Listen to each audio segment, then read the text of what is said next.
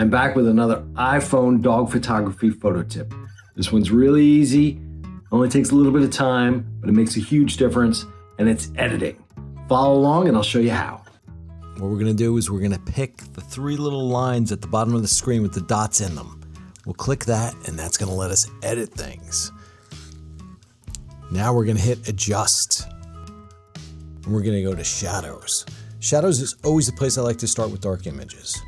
We bump it all the way up to 100 on this image. Okay, then we go to brilliance, because brilliance does this funky little contrast thing, and you can see it really brightens up the whole image. Exposure, that could come up a little bit, but not too much. Highlights, definitely want to mess with the highlights because that's going to help you with the sky in the background, and we want to save some of that cool detail. Contrast, looks fine where it's at. The brightness is probably good where it's at, maybe just a little pinch. Vibrance and warmth can stay just where they're at. Sharpness can always come up a little bit. I love doing that. And my favorite is vignettes. That darkens the images on the sides and that draws your eye more towards the center of the image.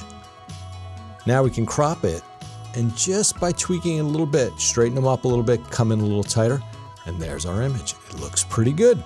So we go from this to this. Big improvement. Give it a shot. It's a lot of fun.